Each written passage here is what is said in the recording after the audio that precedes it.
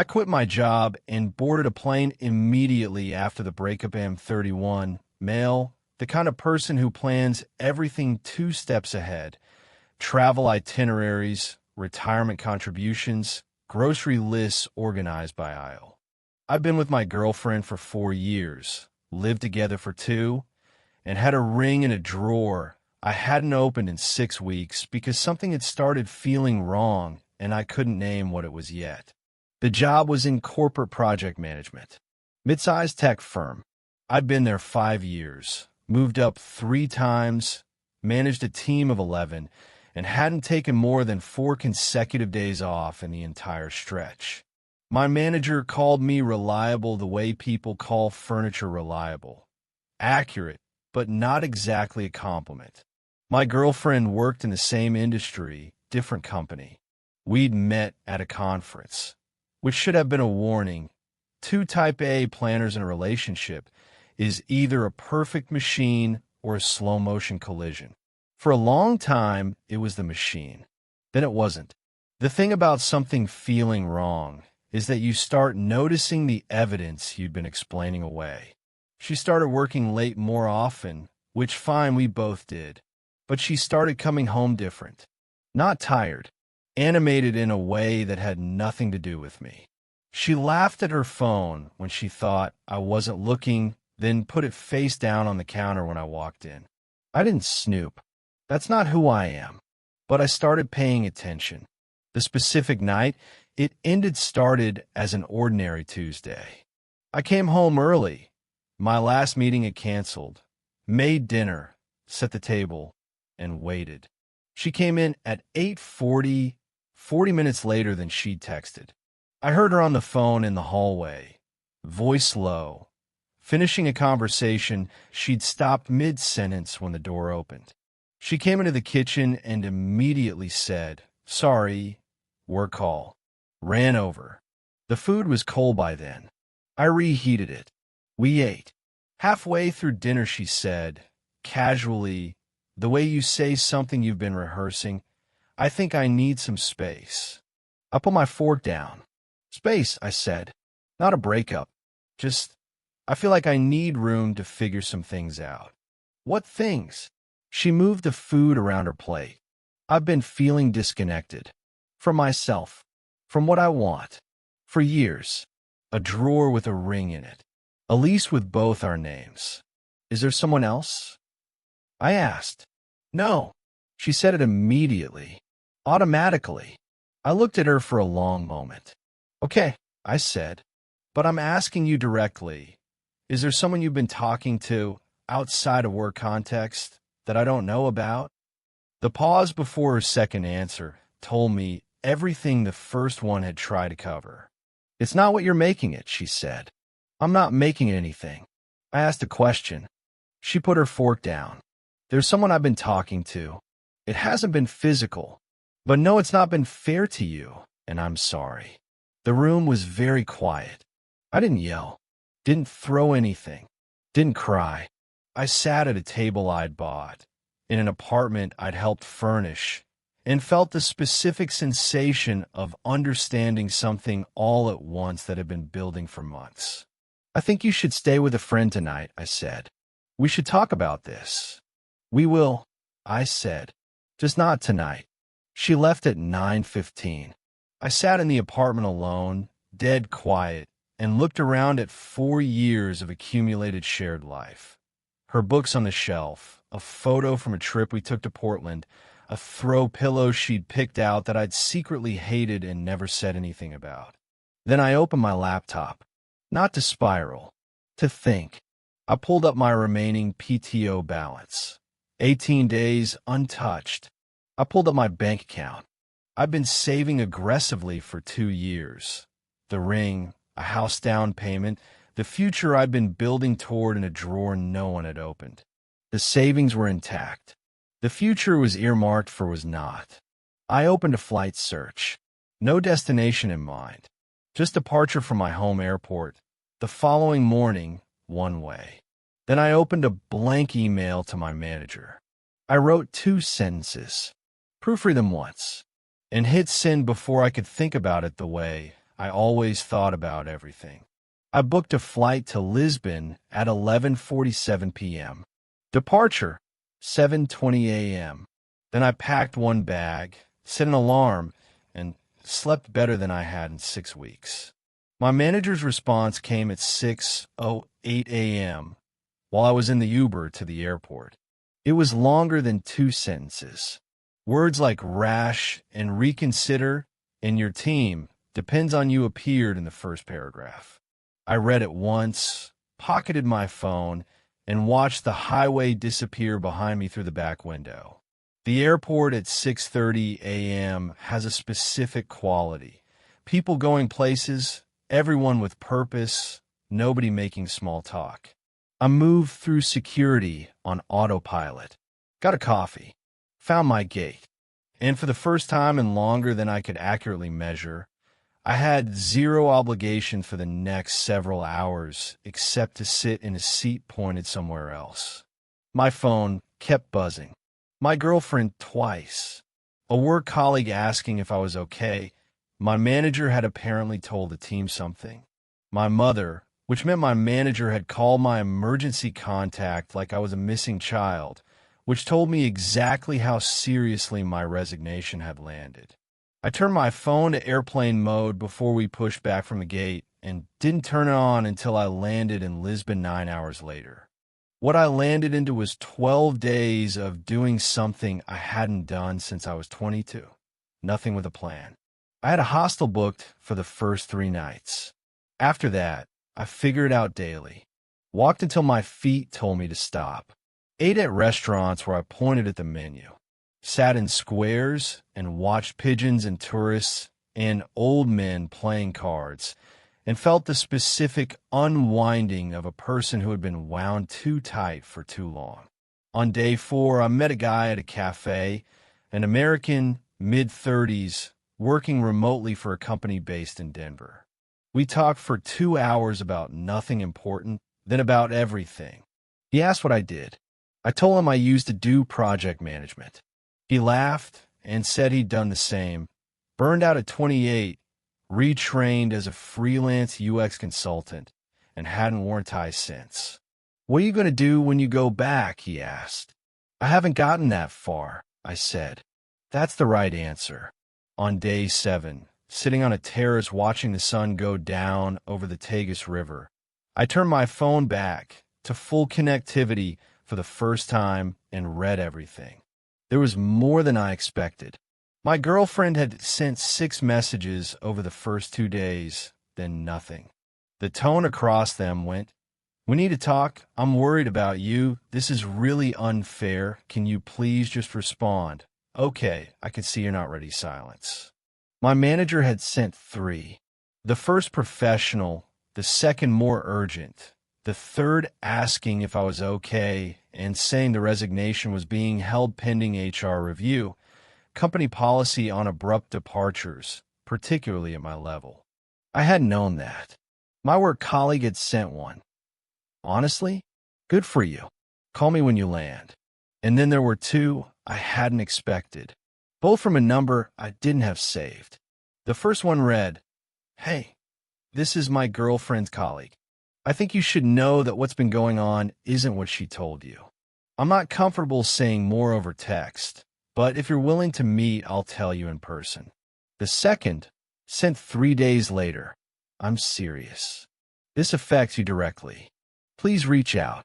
I sat on that terrace for a long time after I read those, because "this affects you directly" is not a phrase someone uses for ordinary relationship drama. That's a phrase with a specific shape, professional, deliberate, the kind of language someone uses when they've been thinking carefully about whether to say anything at all. I wrote back, "I'm abroad. Back in 10 days. I'll reach out when I land."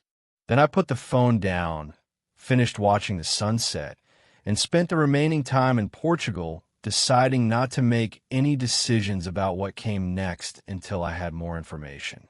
Because I'm a project manager, even unemployed, heartbroken, and sitting on a terrace in Europe, I don't act on incomplete data. But what I felt underneath the planning was something harder and colder. Whatever that person wanted to tell me, I already suspected I wasn't going to like it that I met my girlfriend's colleague at a coffee shop 10 blocks from my apartment for days after I landed back home. She worked in my girlfriend's company, different department, had known her about 2 years. She was nervous, kept glancing at the door, and prefaced everything with, "I need you to know I almost didn't reach out."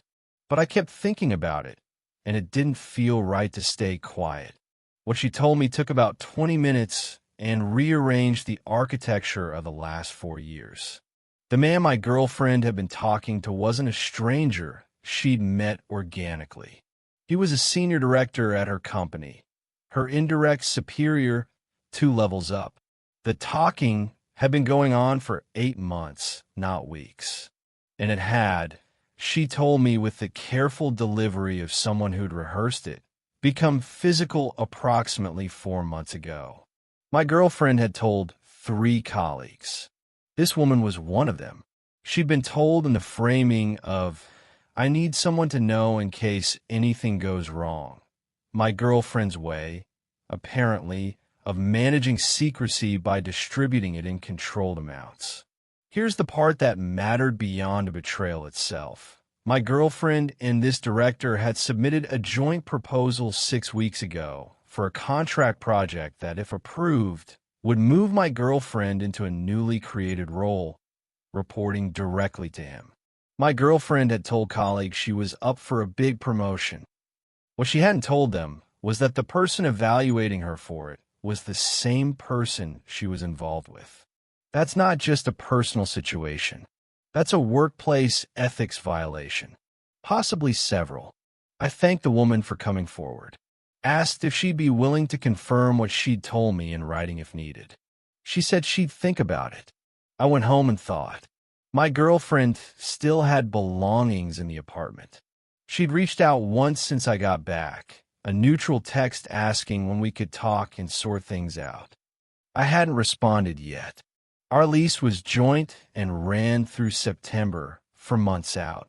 The project management brain kicked in. I ran the situation like a problem set. What did I know? 8 months. Physical for 4. A professional arrangement that materially benefited her, facilitated by someone with direct influence over her career. A lie told to my face at a dinner table. 6 weeks of sitting on information while she managed her own image. What were my options? I could confront her directly. I could say nothing and end things quietly. Or I could make sure that the people with the ability to address the professional misconduct had the information they needed to do so. I'm not a vindictive person, but I believe in accountability with the same conviction I believe in clean data. I pulled up the HR and ethics policies for her company, publicly available in their employee code of conduct on their website. They had explicit policy language around consensual relationships between employees of different levels when a reporting or evaluative relationship existed or was being established. The policy required disclosure. Failure to disclose was a terminable offense for both parties. I wasn't going to call her company. That wasn't my move. But I had a meeting with my own HR department scheduled that week regarding my resignation and the formal separation process. In that meeting, I mentioned that I'd recently become aware of an ethics situation at a client-adjacent company and asked, hypothetically, what the typical protocol was for reporting undisclosed conflicts of interest to an external organization's HR. My HR contact said, "Most companies have an anonymous ethics hotline. It's in their public code of conduct." I nodded. Good to know. The ethics hotline report I filed was factual, specific, and documented.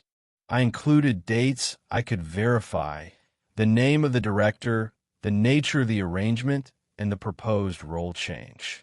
I filed it from a personal email account on a Saturday afternoon, submitted it, and didn't think about it again. What I thought about instead was my resignation, because my manager had held it pending review, and what I'd had 9 days in Lisbon to understand was that I didn't actually want to disappear from my career. I wanted to disappear from that version of it. I called my manager on Monday and asked to meet. I walked in with a counter-proposal instead of a resignation. I'd stay, but I was renegotiating. Better title, more money, a structured reduction in team size to something manageable, and a mandatory 4 weeks of deferred PTO that I would take before the end of the fiscal year. Non-negotiable. I said all of it calmly, with a 1-page document I'd put together on the plane home. My manager stared at it for a moment. "You went to Lisbon," he said. I needed to think. "And this is what you came back with?" "Yes." He approved it 2 days later. Every point. My girlfriend came to the apartment to talk on a Wednesday evening. She'd texted asking if she could come over, and I said yes because I wanted one conversation, direct, final, and honest in a way that our last dinner had not been. She sat on the couch she'd picked out. I sat across from her. She started with an apology. A prepared one. The kind with structure and rehearsed language about not being in a good place and not meaning to hurt me. I let her finish. Then I told her what I knew. All of it. The 8 months. The 4 months. The director. The role proposal. She went pale. "How did you?" "It doesn't matter. Did someone in my company." "I'm not going to tell you how I know," I said. "I'm telling you so you understand that I know the complete picture, not the version you edited for me at that dinner table." She was quiet for a moment. Then, and I'll credit her for this, she didn't try to re-explain it or minimize it. She just said, "I'm sorry. Genuinely. You didn't deserve any of this." "I know. The ring," she said. She'd apparently found the drawer at some point without telling me. "Were you about to?" "Yes." She absorbed that. "I'm sorry," she said again, quieter. "I need you to make arrangements to move your things out by end of month," I said. "I'll take over the full lease. If you want to be released from it early, I'll work that out with the landlord." She nodded. She was gone in 3 weeks. Efficiently, quietly, with help from a friend I'd never met. The ethics complaint results came sideways. I didn't find out directly, but the colleague who'd met me at the coffee shop texted 2 months later. "The director is gone." My girlfriend's promotion was rescinded pending a policy review. She's still employed, but it's not great for her there. She didn't say anything else, and I didn't ask. I stayed in the apartment 4 more months until the lease ended, then found a smaller place closer to the office that cost me less per month and has a balcony I didn't know I needed. The ring is still in the drawer. I haven't opened it. That's not avoidance. It's just that the right moment to deal with it hasn't announced itself yet, and I've gotten better at not forcing timing. The job, the renegotiated version of it, is genuinely better. The team is smaller and more functional. I took the 4 weeks of deferred PTO in November and went to Japan, planned this time, with an actual itinerary. I ate very well and walked more than I thought my knees could handle and came home tired in the best possible way. The Lisbon trip cost me $2,100 in 12 days. It gave me back something I can't put a clean number on, the knowledge that I could make a decision on instinct and have it be the right one. I spent 4 years planning the future carefully, making room for every contingency, being reliable. Nobody plans to be the person who throws the plan out and board the plane. But sometimes the plan was built around the wrong foundation, and the most efficient thing you can do is stop building before you go any higher. You followed this story all the way from a cold dinner table to a Lisbon terrace. If you've got that kind of range, subscribe because there's more where this came from, and I'm just getting warmed up.